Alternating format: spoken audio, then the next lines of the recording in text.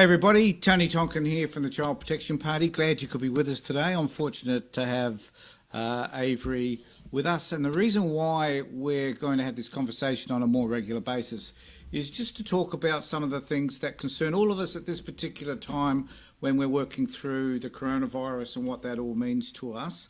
And Avery and I will have a conversation about that and other issues. He's got some stats and other stuff he wants to show us as well, which is pretty exciting. So I hope that that as many people join in these conversations as possible. The purpose of this is so that we can all start to have conversations about how we're staying connected, letting you know that the Child Protection Party is interested in helping you to stay also connected and staying connected with other people who are interested in the same sort of things as we are. And just one particular point I want to make in relation to that is that I've noticed that here in South Australia, and I understand this is pretty much taking shape around the rest of Australia, is that more and more accesses are being cut down. There was a newspaper article I noticed in today's paper relating to New South Wales, where they have actually declared that there would no longer be any accesses. So what we'd be keen to do is to have a conversation with you about how the fact that you cannot have access with your kids anymore and how does that particularly impact you. I had a client just the other day who told me that she has a 5-month-old child and she cannot have contact apart from FaceTime. And I just think, I was trying to consider how FaceTime was going to be for a 5-month-old child, but when I started to think about it, I think that was probably better than no contact at all. At least the child could hear the parent's voice, and perhaps they can still make some connections with them at that level. But we are concerned about how this is impacting those people that are finding that they're having less and less time with their kids as a result of the coronavirus. So if you've got something to say, I don't think we've got any. We've got 14 people on board at the moment, so that's good. Obviously, a lot of people are at home without all that much to do. So this is an opportunity to join up with Avery and myself to have a conversation. So I'd just like to welcome Avery on board. Hey, mate. How you going? I'm good. How are you? I'm fabulous, and I'm assuming that people can hear you okay. We were going to do this yesterday, weren't we? But we had a few technical difficulties. We did, which is not uncommon for us, really. But I guess we're working our way through it somehow. We are. I hope everybody outside that's watching is all staying safe, looking after themselves and their families. Right. Catherine, I just noticed a little note from Catherine McVeigh. I'll have a chat to you later, Catherine, if that's okay. Yes, well, I'm hoping... How are you finding things, Avery, given the kind of having to be locked in and closed away? Well, I've been self-isolating for about 5 years now. I've not had any real problems with the self-isolation. I live with the most wonderful woman. Oh, that's so true. My wife, she makes things so much easier for me just by being there. And I guess you're saying that because she's in the next room, isn't she? And she can hear all that. She's loaded for bear at the moment, so I've got to say nice things about her. Right, okay. Well, that's pretty important. Yes, and we're pretty busy. As we're doing this, I'm testing actually our usage of our internet capabilities in our house, because I know my wife's doing a Zoom call at the moment for work. Explains the delay. Well, there might be a bit of it. Well, actually, it seems to be coming across okay, so I'm pretty impressed, actually. Yeah. So she's doing a Zoom call. I'm connected with Avery via Zoom, and then we're doing a Wirecast call across the internet. So if nothing... If no one's ever tested the capabilities of NBN before, this is it. Don't you reckon, Aves? Yeah. We're doing it. So, Avery, how are you keeping yourself, in gear? Apart from having a wonderful partner and all that sort of stuff, how are you keeping yourself together over these troubling times? I've spent a fair bit of time on Facebook, as you've seen, sharing terrible jokes about the coronavirus. excuse me, Sash and I have, we sit and talk. We talk about this. We watch all the news reports, especially coming from the United States, because they can be quite amusing. Some of them listening to Trump. Yep. We watch, we watch a fair bit of TV. I love reading, so I read a lot. And I've been busy reading up on the Commonwealth Electoral Act donations and funding reform bill, because we've got a submission to prepare. Yeah, actually, I read that the other day as well. Riveting, don't you think? Like, my God. I got so excited about some of the terminology they use and the fact that they need to change it in the first place. Well, the thing that I found about it is they are mind-numbingly boring. There is so much legalese in there, and prefacing things and quoting things, and there's a huge amount of lead up to the actual meat of what they want to talk about. And all they're doing is basically changing the amount of money that has to be declared, and the way it can, it can be the amount that's got to be declared. I've got ideas about how the funding should take place. I don't like, for example, that somebody can, a business can donate $83 million to one political party, which is what happened in 2018. I think it was United Australia Party or something like that, which I think is Clive Palmer's. Yeah. Nobody will ever convince me that an organisation that donates $83 million is going to be not looked on favourably by the government of the day. No, but and I guess the impressive thing about this was it was Jackie Lambie who's brought this before the Parliament, I think. Yeah, and it is well written. Yeah, absolutely. Go Jackie. Well, she didn't write. I can assure you. She didn't write it. She didn't write this legislation, man. No.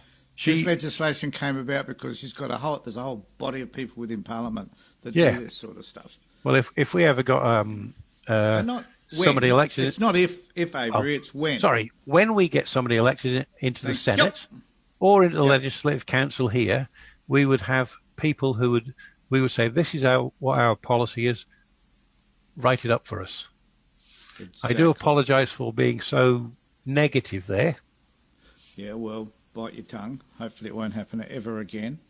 I will do my best.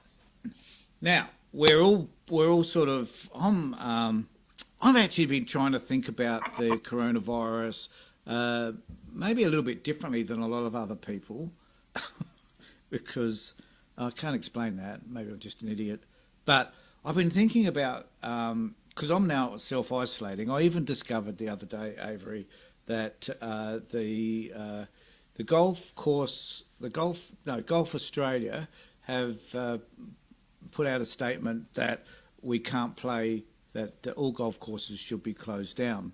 So, and as you can appreciate, that is pretty devastating for me because that's my major relaxation. It's also about getting out with my mates, having a round of golf. Well, apparently we can't do that anymore.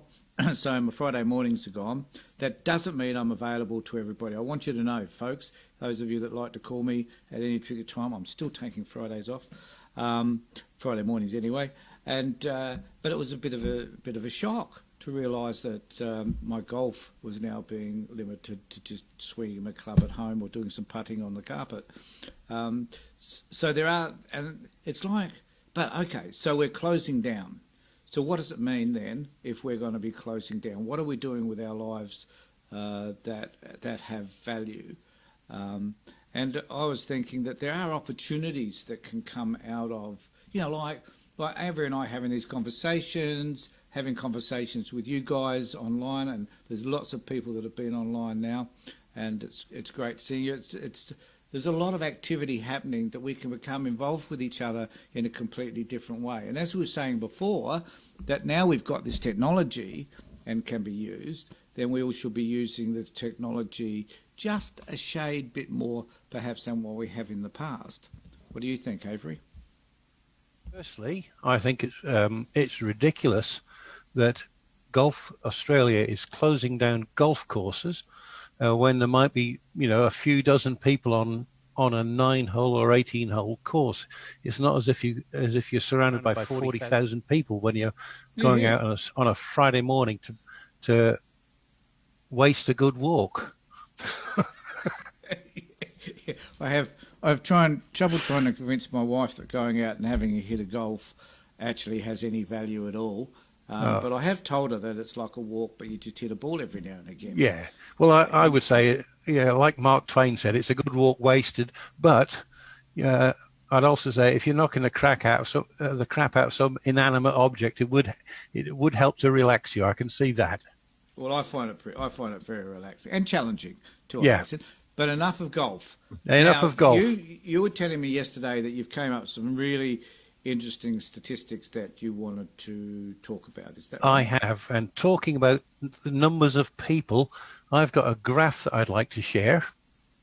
Are we sharing? Are we sharing the screen at the moment? I'm just about to do that right now. So it's on my right. We should have done this. We probably doesn't matter. Should have set this up beforehand, don't you think? It doesn't matter. It takes a moment to do. Okay. And so now I've shared the screen. I hope I shared the right. People can see that. Can they see? That's the one I want them to see. It's on the right-hand screen. It's a graph. It says this person worked from home. Yeah, people can now. We have the technology, folks. We do. People can actually see that, Avery, which is more than astounding. Well, do you want to talk about what it says? Yeah, what this graph is talking about is a thing that they call the chain of transmission. And it's why it is so important. It describes why it is so important for people to self-isolate, to basically quarantine themselves. Because if one person has got coronavirus and they interact closely with two other people, that's two people they've infected. If each of those two interact with two people, it doubles each time. So with just sort of, if there's just 10 in the chain, that one person has got coronavirus. They're basically, if you like, responsible in air quotes for infecting 4,096 people. So how many? So 10? Just 10. Just if 10 people. One person interacts with two, and each of those interact with two, and so on, just for 10 iterations, if you like. That's 4,096 people that get that one person is responsible for infecting, because they didn't bother to self-isolate and take the safety precautions. Now you imagine that in a football stadium where you've got, say, 30,000 people. One person is sitting there, right? Yep. And this person infects the two people in front. He coughs, and he infects the two people beside him, the two or three that's in front of him, and possibly the two or three that's behind him, and they do the same. Yep. Now you've got in the 2, 3, 4 hours, whatever it is, you're in the cricket stadium, or you're watching in the cricket match, or you're watching a footy match, or whatever it happens to be. You've now got it spread right through the crowd. Yeah. And each of those are going to go home and interact with 1, 2, 3, 4 people. That is why it's so important to self-isolate. Yeah, absolutely. And that, I think a lot of people I'm sorry people can't see Avery at the moment because we're sharing a screen. So we have the technology developed to a certain degree, but not all the way. So I guess a lot of people are taking note, though, out there. But there are still some people, I think, who are acting badly, that they still don't understand the implications that are associated with virus. And you've got some stuff around the curve, I think, too, Avery. Is that right? Like the were you showing me some stuff around that? So you've got another slide anyway. Can you tell us what that slide is? Yeah, well, I haven't got you on the screen at the moment, so they can't see your blank screen. No, they can't. So bring it up. When it's up, I'll pop it back on. So you're up now. Okie dokie. This graph shows this applies to SA only, and it shows the growth and the spread of the virus in South Australia. Fortunately, we've only had 377 people affected as of yesterday at 2 p.m. It starts on the February the 26th down here, and you can see it slowly climbs, and it suddenly leaps up, reaches a peak over here somewhere, and starts decreasing. And I was hoping to be able to say, look, it looks like we might have topped it, but then we had yesterday happen. Yesterday we got another 32 cases. Fortunately, we've had very few deaths in South Australia. We haven't had any. Actually, sorry, we haven't had any. I think. No, that is true. Yeah, it's true. We haven't had any. We've got no people in the ICU at the moment, which is also very good. Yep. But there's a website. I'll post a link for the people in SA. Yeah. It's a dashboard run by the SA government. Every day you can check it, and it'll show you how many cases there are in South Australia, how many cases, how many are hospitalised, if there's been any deaths, etc. Yeah. I'm sure that in all the other states and territories, the state governments will have a similar sort of dashboard on their websites. I will check, and if I find them, I'll share them up on Facebook for everybody that's to see. Fabulous. Okay. I'm gonna close down this graph. So if you want to hide that screen again, I'm hiding as we speak. So I guess there's a number of things I want to talk about. Number one is my son was online, so it was really good to see Casey online. So clearly he's working today, which is encouraging. It's about time we started listening to his old man. I can tell you right now, he hasn't up until this stage. But if it takes these sorts of connections and live feeds to speak to my family, well, then so be it. I guess that's just the way. So, doing it remotely? Yep.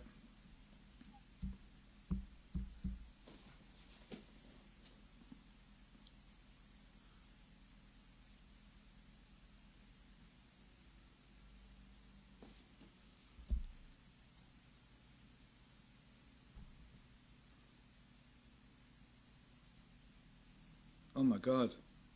Oh dear, it's gorgeous. Yeah, yeah. That's it.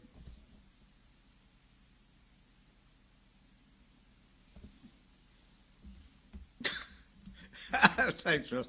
And we will actually. I'd like to know whether there's any other political parties kind of doing and having these chats that we're having, Avery. Now you've got one more, and then I've got to try and figure out how to get you back on the screen. Is that right? A couple more. Okay. I've got it. I've got the next one up on the screen here. Yeah. Can you enlarge that? No, that's the largest it'll go, unfortunately. Oh, hang on. Can I zoom it? Yes, I can zoom it. Zoom it. That'll do it. That's it. Look at that. Yep. Brilliant. So I hope everybody can see this. What this one is showing is for South Australia, again, the age range of the people that are being affected by the coronavirus. And I'm right at the top of that one there. I'm in this one, the 69 years old. I'm up here. Are you really? I am. Yeah, 69 just a couple of weeks ago. Full of surprises, mate. Absolutely. Yeah. This doesn't really tell us anything about, if you're in this sort of age group, you're more likely to be affected than if you are in this one or down here. For all of us with children or grandchildren, this is kind of encouraging, if you know what I mean. They're less likely to be affected. But one of the things that I think that the Prime Minister has done wrong, and I commend any state premier who's done it, that's to close the schools and childcare centres. Basically be closed. I'll be interested to know, Avery, what other people may think of that particular idea.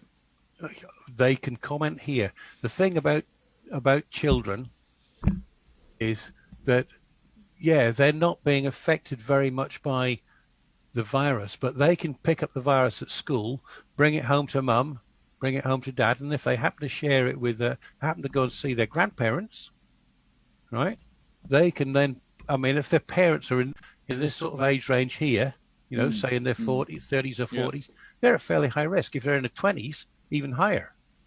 But if the kids then bring it home, and parents go to see grandma because grandma's is in her 70s, and she's got some condition. Like my wife, she's got a mild emphysema, and she's a high risk category. So if Kenzie was to pick this, that's my granddaughter. If she was to pick this up at the kindergarten that she goes to, and we were to see her, because Sash is in this group over here, in the 70 to 79 group, she's 72. Because she's in that group, there's a grave risk that she could be seriously impacted by Kenzie going to the childcare centre, to the kindergarten, and bringing it home. It could be just a carrier too, because they could be asymptomatic. Absolutely. And a lot of kids apparently are, or can be. I guess we all can be, but yeah. Now, that's the main reason I wanted to show this graph. I've got two more images I want to show. So I'll just kill that thing. Don't bother unsharing the screen. That one there. And I'll zoom this up so hopefully it'll be a bit bigger to see. And this graph, when it comes up, I don't know if it's showing for you yet. Yeah, we got it. Okay, it's showing where most of the infections in South Australia have come from. As you can see, the vast majority are from overseas. Those bloody travellers. Yeah, God. Yeah. People that go overseas. Actually, my wife, Dee, said to me the other day there was a lot of criticism that wealthy people were bringing the virus back because they're the ones travelling overseas.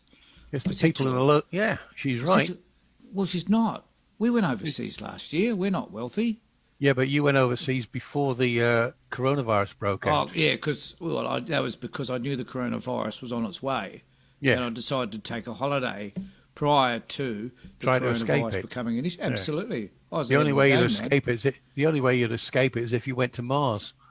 Well, that's true. It's planned. Or Greenland or the Antarctic. I think both of those are virus-free at the moment. Yeah. But you can see that the bulk of it has been from people travelling overseas or returning from overseas. Yeah. Contact confirmed. The thing about this particular part of the graph, contact confirmed, if there's one or two people have got the virus, it's fairly easy to trace their contacts, right? To then, so I get the virus, so my doctor tells me, yeah, you've got coronavirus. He can then say, who have you interacted with? They can then contact those people. Yeah. But when it's through a community spread, where you walk past somebody and they happen to cough and you breathed it, they had the coronavirus and you happen to breathe it in, there's no way of now contacting those people. Well, yeah, as I mentioned over in a feed last week, I think the last one we did, that there was when I went to play golf, they took your name and telephone number, I guess, just in case there's someone says that I got that while I was at golf. And also, I know I was reading or watching a segment on television about a wedding where one person in that wedding had come from overseas to attend the wedding, and they had the coronavirus and infected 10 others. But I guess the important thing was there that, not that they'd infected the others, but that they were able to trace who it was, where they'd been and who they'd been contacting. But then you've got to track those other 10 people. Yeah. And figure out, so this is about that first slide you showed, or the second slide you showed. Yeah. The first slide you showed. Exactly. All those other people that's going to infect along the way. So exactly. That really is the first slide. The graph that showed the 1 person, the 2, the 4, the 8, etc. I see we've got a comment from Jevon James here. I hope I've pronounced that correctly. Commonly known as JJ amongst his friends. JJ. So I'm happy to call him JJ. Yes. I'm happy to do that too. Lovely man. Closing our school has made our 2 older children run all around Adelaide. Well, that's true. Yes. That's true. And that's the other thing with kids in care. Have you finished with your slides yet? Because it's not a slide, but I've got one more picture I want to show, which I found this morning, and I thought it was worthwhile displaying for people that are watching this. And I'll share all of these up on the this one in particular. I'll share on the Facebook page. Yep. Okay. It's about the mask protection efficiency, and it's basically showing you which, if you can get them, what are the best ones to get. So the N95 up here is the best of the lot. I mean, 95% efficiency for viruses, same as the surgical mask and the FFP1 mask. Forget the activated carbon and the virus one and the sponge masks. Don't bother. You're wasting your time with those. But if you can get any one of those three, the N95, the surgicals, and the FFP1 masks, they are worth getting. If you can find us. Where would you get one anyway? And isn't it more important at this particular time for those people who are on the front lines to have all the PPE equipment? Absolutely. The most important people to get them are the doctors and nurses, the people that work in the hospitals just cleaning them, for example. They should all have them. Firefighters, the police officers, they should all have them before anybody else gets them. Another thing about these masks is that people think, oh, I've just got to put a mask on, right? Yeah. And that'll protect me. And the masks aren't to protect you; they're to protect people that you come into contact with. That's right. It's the other way around. Then they don't prevent you from getting the virus, because you can still have the virus on your hand, touch your face, do whatever. Absolutely. And it's not necessarily an airborne. Can be airborne virus if you're in the distinct. Well, if you cough, if you cough and some of that stays somebody in their face, and they then touch their face, or you cough and it touches the hand and they go and wipe their face, there's a risk that they're going to pass it on. Yeah. The thing about these masks is that if you decide you've got to get yourself some, you need to aim for the N95 ideally. These are the sort that doctors and nurses would be wearing, right?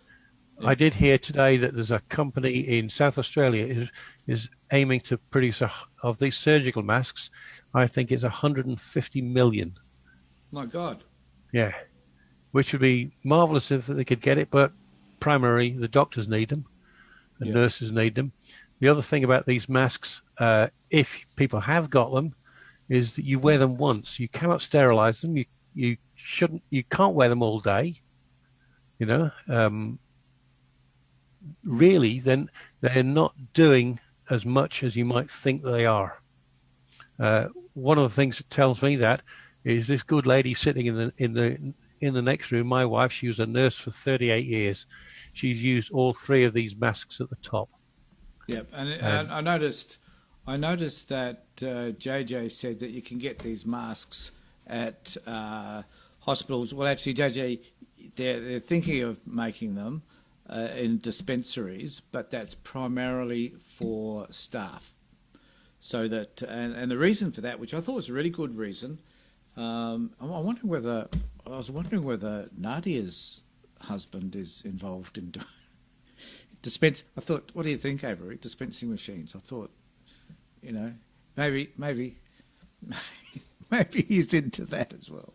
But the point, I just want to make that one point. The point about the vending machines is that it's a way by which they can keep an immediate track, so they can track exactly what's happening at any given time in relation to the number of masks that are available. That's the reason why they're doing it.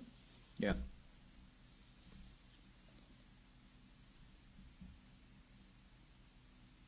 Well done, though, Avery. Thanks for that. So hopefully you'll have.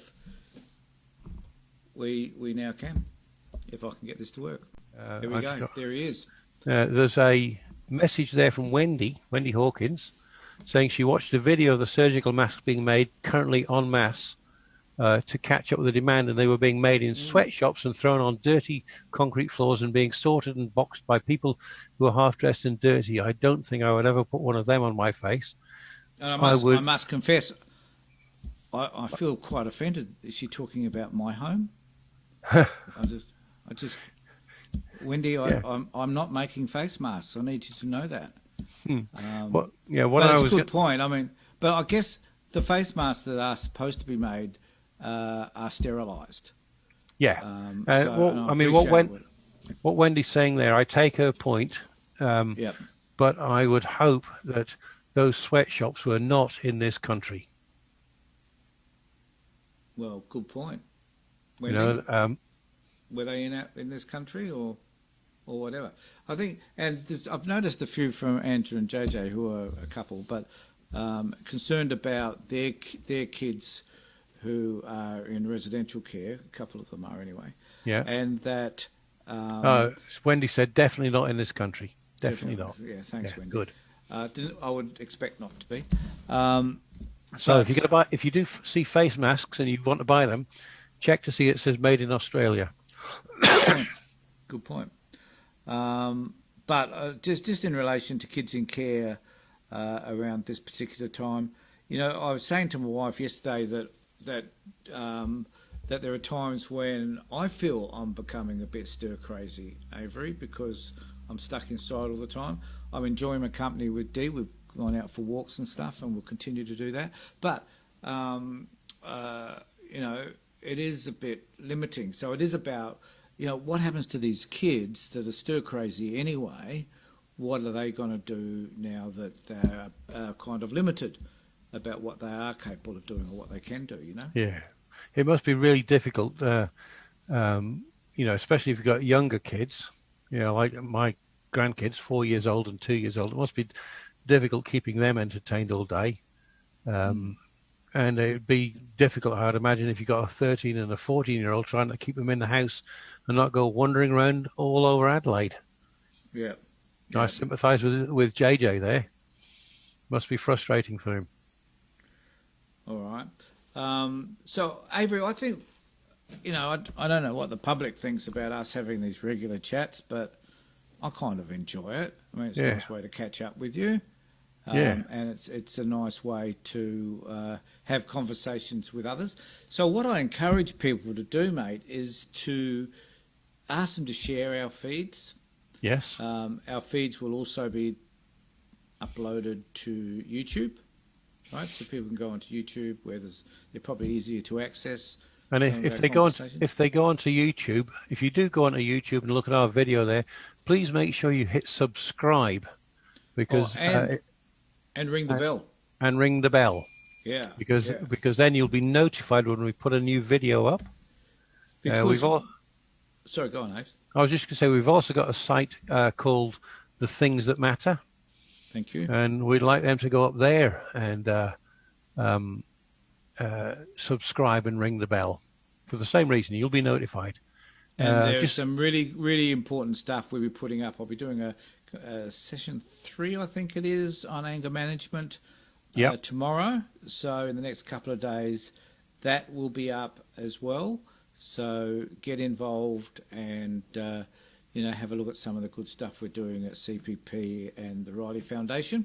Yep. And Things That Matter, which is kind of separate. But we really need people to subscribe, don't we, Avery? We need people to get involved with what it is that we can only put out so much, we can only do so much. But the more people that like us or get involved, the better it is. The better it is for everybody. Yeah.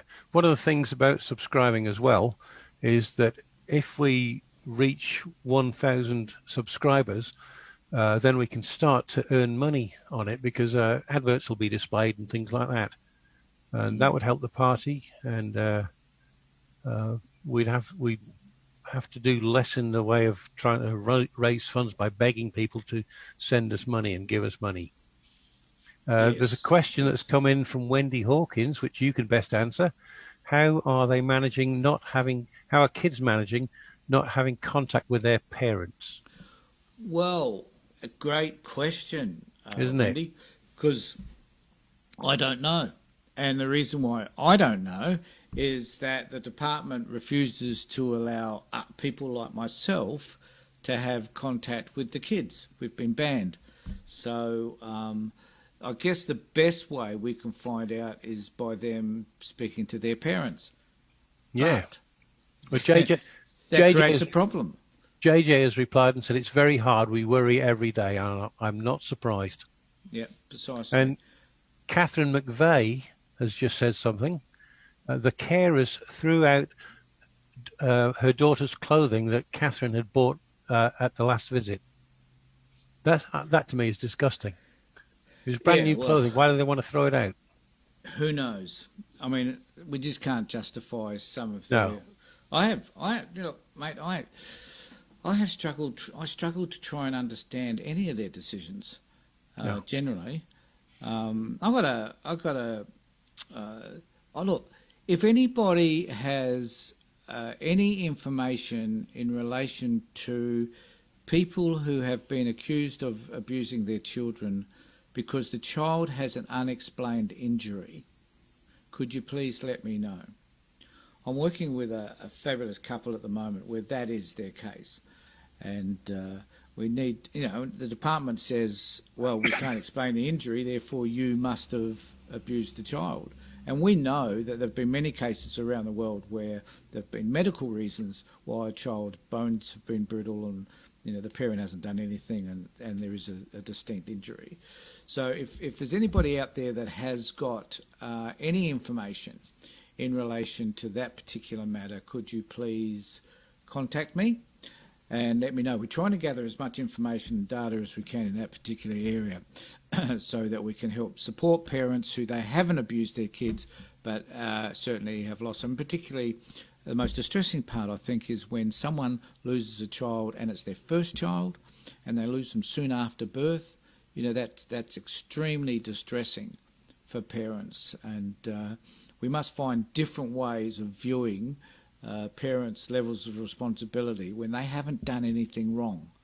And it's not just about unexplained stuff, Avery. It's also about parents who who may have lived in a domestic violent relationship, and for some reason that's the woman's fault. And as a result of that, the kids are taken, and the woman has chosen to be living in a much safer environment, but because she lived in that relationship or has other violent relationships for some reason, she can't have her kids with her.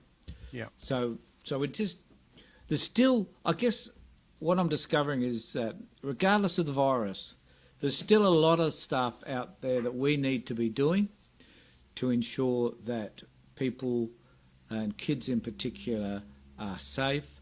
And this sounds like I'm a bit of a rant now. Perhaps I am. But the important thing, I think, is to recognise that at this particular point in time, maybe this is a really good time whereby parents should be given, where they're safe, the parents should be given their kids back.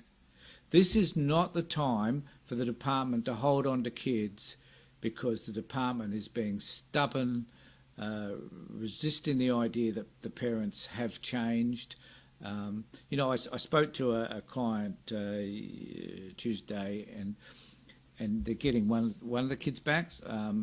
It's been on a supervision order, and the department said, "Well, you've done a fantastic job. You're really good. I'm glad that you were. The parents were fabulous. We've worked really hard. They thanked the department for their support, something they didn't need to do." And the department acknowledged, because they thanked them for their support, the department acknowledged that they've done a great job, And as a result of that, they've got the order that was the supervision order is now taken off the youngest child, but the other two kids are in care. Bugger that. If you think the parents have been doing a really good job, then I suggest that you should probably, because the parents are doing such a good job, you should be able to return the kids. There are kids to you. So, I just get so frustrated that I think, here we are in this unique situation, and really, basically, kids should be returned at this particular time, because the safest place for a lot of these kids, particularly the kids that are in resi care, is actually with their parents. Yeah. Yeah. This is the safest place for many of them. So, department, if any, look, I'm sure there's some social workers who are supposed to be working at home at the moment who are probably watching this video, absolutely enthralled with the two people running it, and excited about what we're doing. But look, for God's sake, change your views, become proper social workers, and return more kids than you do.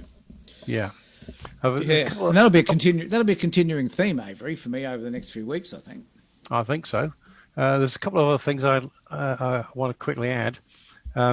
Firstly, people have seen me coughing a few times. I do sterilise my hands. So I have managed to get hand sanitizer, and I use it regularly. And if you can get it, use it. Yeah. And how is your coronavirus going, buddy? It's going fine. I've got some pet coronaviruses in a jar in the kitchen. The second thing I was going to say is when I turned away a minute ago, I hope the glare at the top of my head didn't affect anybody too much. There it is again for No, you. I actually changed the video to just Oh, good, good. When I saw Sash come into there. Yeah, the most important thing I was going to say was that we were saying about the sharing these videos. Excuse me again.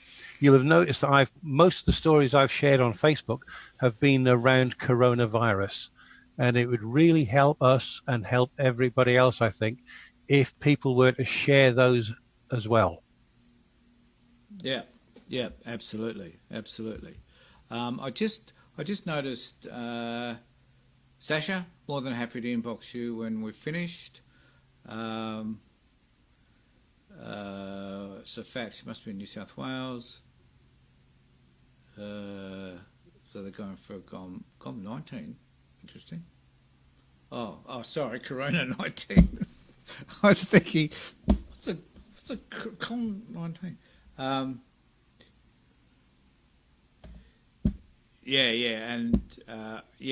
I think all states are doing that. I don't know what sort of advice I can give you, except that it's really important for whatever contact is available to you. Like if it's phone contact, then make phone contact. If it's FaceTime or Skype, just make those contacts. I need to let you know, and I'm relatively assured of this, that the coronavirus is not going to be with us forever. And I know that each week that a parent doesn't get to see the kids, that's traumatic. I understand that, I get it, but it's not going to be here forever. A correction there. The coronavirus crisis that we're going through won't last forever. Coronavirus is here forever. Yeah, that's true. Yeah, that's true. But the situation we're now in... But I know what you mean. No, this current crisis will not last. It will not last. And you will get back to seeing your kids. I think one of the things that you can focus on is if there are issues that sit in your life that you perhaps could still be addressing, and one of them is, if there are anger issues for anybody out there, have a look at our Things That Matter feed. So look up Things That Matter, and I'm running through a course on anger management that I wrote, I don't know, 20 years ago. Could you put a link on? Thanks, Avery. That would be fabulous. Continue to do that. Continue to do whatever work you believe the department are insisting that you do. Still do it. Don't stop just because you can't go out and can't go to courses and that sort of stuff. There is a heap of stuff available online. There's fabulous stuff on TED Talks that you can connect with about parenting, about attachment, a whole host of stuff. If you are involved, if you are doing that sort of work still, I would note when you watch the show what you learnt from what you were viewing, and how you're going to implement that sort of stuff in your own life in relation to your kids, so that when it comes back to having the meetings with the department, you can start to talk about all the stuff that you've been learning, even though you haven't been able necessarily to be at access and to demonstrate it.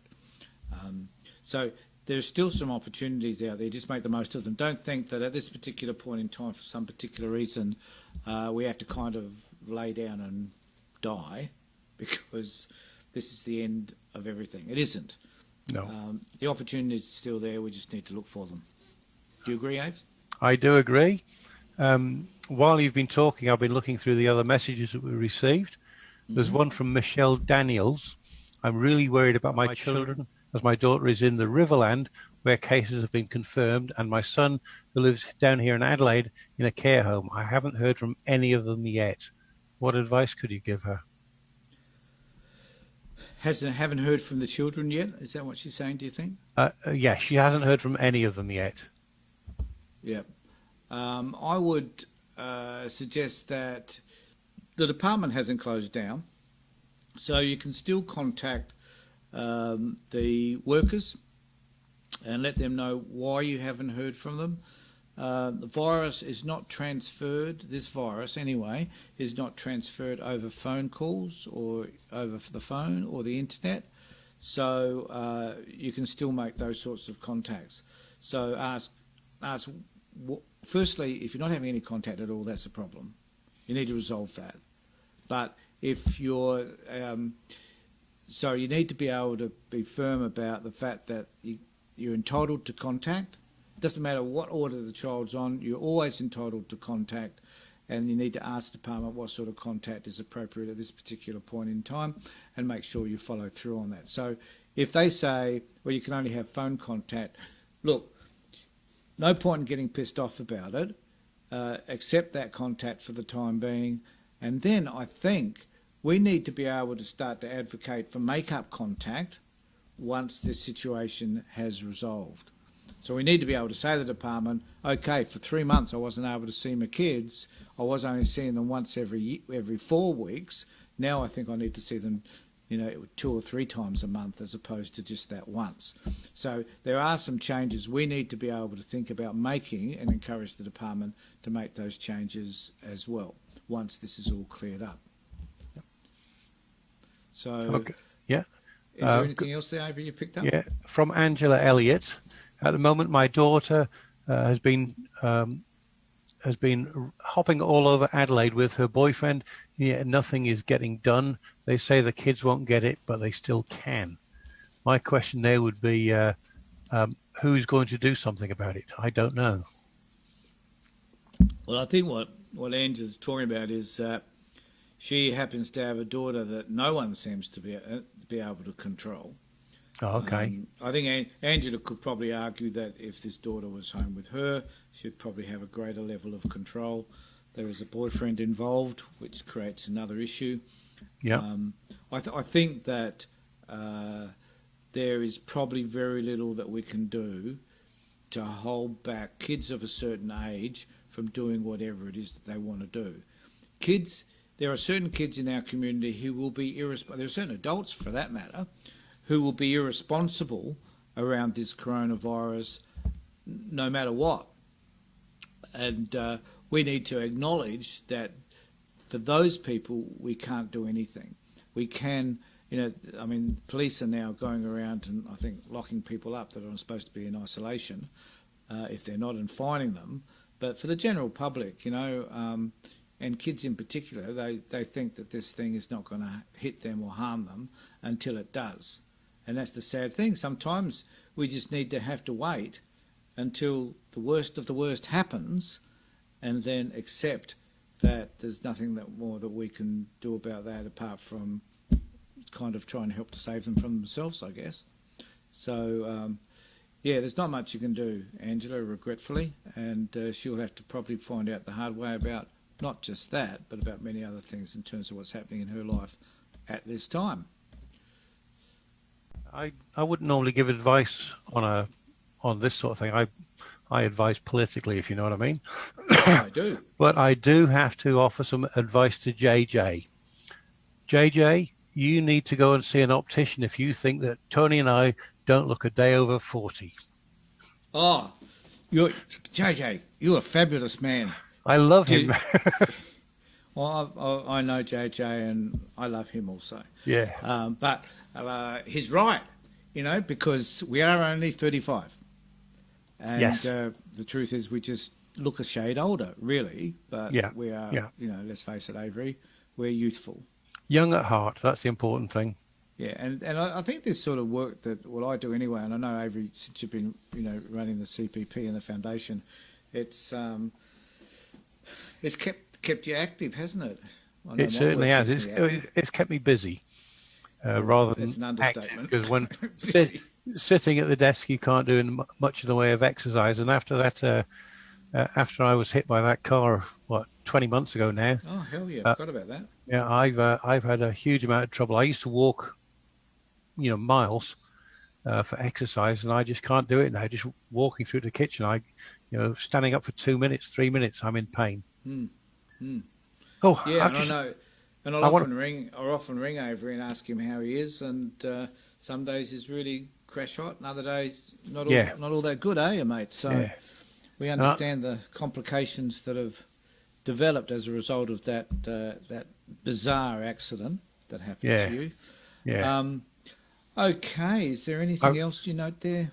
There's no other message I want to particularly raise.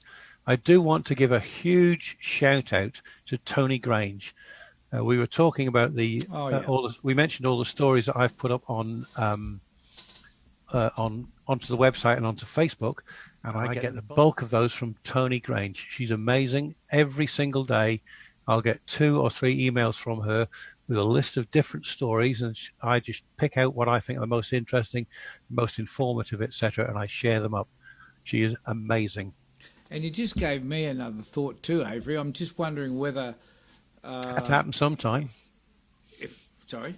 I said it had to happen sometime. Yeah, true. That if you have an idea or a subject matter that you think would be really helpful for Avery and I to explore, maybe even to research and come up with some information for you that you think would be interested to share with the rest of the people watching our videos, please do, because this is about, and it doesn't have to necessarily be about child protection. It can be about kids in general. It can be about youth suicide. It can be about parenting. I mean, it can be about almost anything, but hopefully in relation to children. Let us know, so that you're okay with that, Avery, so that we could share absolutely what's happening. And the Avery.Hilditch@childprotection.party. Send them there. Yep, that'll be fine. Or admin@childprotection. Or admin. Party. Or secretary@childprotection.party. Avery Any has of those. so many emails addresses. But yeah, send them to Avery, and Avery and I can talk about them, and we can work out a program so that we could discuss them during our subjects feeds. for live feeds like this as well. Yeah. Well, that's what I'm talking about, basically. Sorry. I think. Yeah. So, okay. Well, look, thanks, everybody. We've had a fabulous amount of people joining us today. We've really appreciated it. And I just want to thank Ross for his kind comments about the technology, and I want to thank JJ for his bewildering and obscure comments about the way we look. But I'm not going to argue with him either. No, definitely not. Yep. So, Avery, thanks, buddy. It's been fantastic. Thank you, Tony. Keep connected with us. Any issues, let us know. We're still around. We'll still have conversations with you about those. And look forward to catch you. When's the next time, Avery? We're going to do this again. I'm busy tomorrow, Friday. Friday? We'll probably sit down, have another chat with you. Hope you can join in. Hey, while you're here, folks, could you share? Just share the video with all of your friends and everything else, and get them involved in these discussions also. And thanks every other story that we put on Facebook. Yep, absolutely. Take care, everybody. Catch you again. Thank you. Bye to all.